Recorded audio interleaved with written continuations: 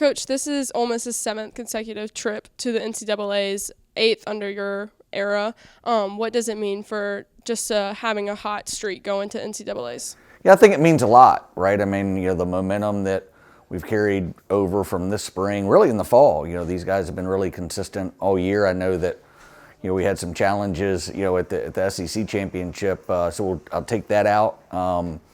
But again, they've been so consistent, and then started to get momentum and just gotten better as a group as the year has gone along. Number 2 is the highest seed in program history for Ole Miss. What does that speak to you as far as how impactful this team is? Yeah, I think it says a lot. It shows how far we've come as a program.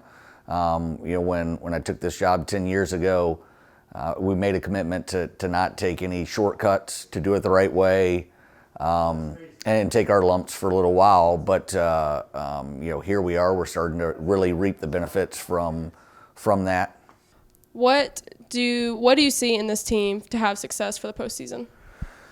Yeah, I just think we have to, believe in ourselves. I mean, this is a young group overall, and coming into the season, I thought that we would be a little bit volatile at times, and show some youth, and they have not shown that. They've been remarkably consistent. So just what I've told them, the last month, I'll continue to tell them, you don't have to go pretend to be somebody that you're not, and just be yourselves, and that will be good enough. I think as Mike alluded to earlier, we've gotten off to some slow starts, and that's cost us. That's been the difference between us winning and losing. Winning and finishing second or second and third, throughout this year. So we need to challenge ourselves to be ready to go. From the first round on, I'm not concerned about this group. Once we get to the final round, they're usually pretty darn good. They have a good track record there, but we need to work on getting off to a little better start. You've had some great success with players, Jackson Stuber, Brandon Thornberry in the past. What can you speak on Michael Sasso as him as a player? Well, he's been a great addition for us, and I think you've seen he's come in and really provided the spark that we needed. We've had some of the other pieces of the puzzle that have been here, but he's come in and really ignited those guys.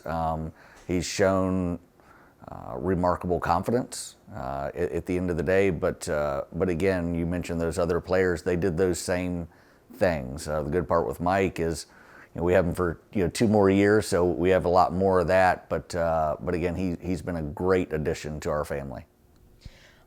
What can you speak on? Your lineup has primarily been young for the entire season. What can you speak on that sophomore class?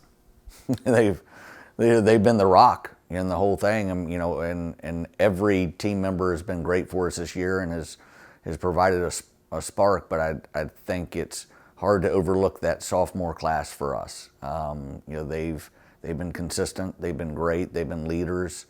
And again, the best part is, they'll be juniors and then they'll be seniors as well. So, we'll have a couple of more years with them, but they've been kind of wise beyond their years, throughout this entire season. One last question. What are you looking forward to most with postseason play?